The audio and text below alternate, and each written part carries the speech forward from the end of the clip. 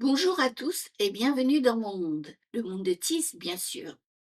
Aujourd'hui, nous allons vous parler des aides financières qui existent, à quoi elles servent et surtout comment s'y retrouver sans être expert en administratif. En effet, quand on est en situation de handicap, on entend souvent parler de plein d'aides, mais c'est flou, compliqué et parfois décourageant.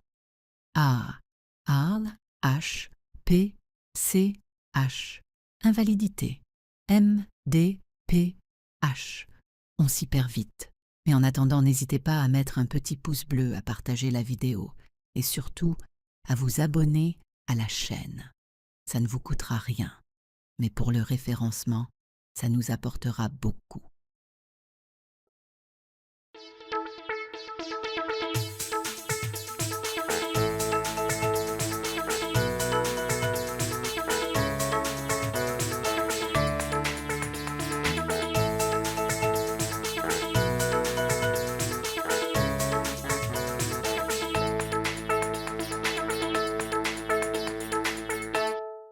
Première chose très importante, il existe deux grands systèmes différents. Le premier, c'est la MDPH. Elle reconnaît le handicap et ouvre des droits liés à la compensation.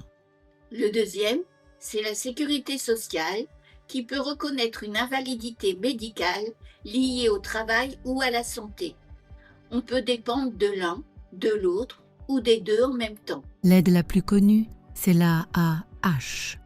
L'AAH sert à garantir un minimum de ressources quand le handicap empêche ou limite fortement le travail. Elle est accordée si le taux d'incapacité est soit au moins 80%, soit entre 50 et 79%, si le handicap empêche durablement l'accès à l'emploi.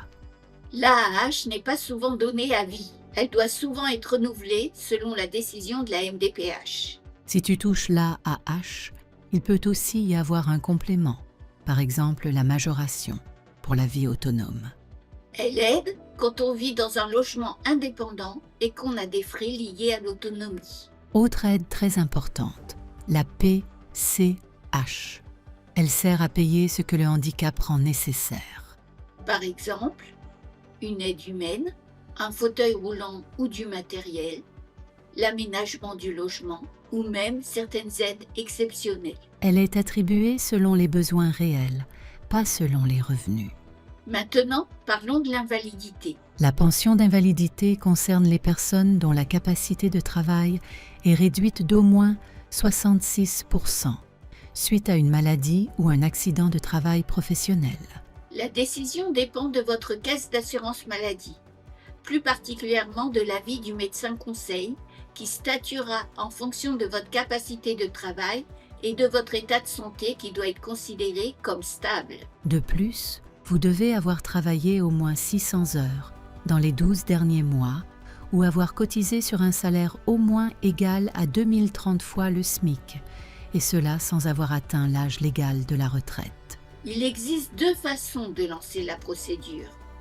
Soit à l'initiative de la CPAM ou de la MSA, suite à un long arrêt maladie, 3 ans maximum, soit à la vôtre en envoyant le formulaire S4150 ainsi qu'avec un certificat médical détaillé de votre médecin traitant. Les aides existent, mais elles ne sont ni automatiques, ni toujours simples. Exactement, Moukina. De plus, vous devez vous sentir légitime. Demander de l'aide, ce n'est pas tricher ni exagérer. C'est compenser ce que le handicap ou la maladie nous impose. C'est sur ces mots que nous allons vous laisser. Bonne fin de journée et à bientôt pour une prochaine vidéo. Cette vidéo vous a intéressé? Alors n'oubliez pas de liker, commenter et partager. Ça ne vous coûtera rien et ça nous permettra de mieux référencer la chaîne.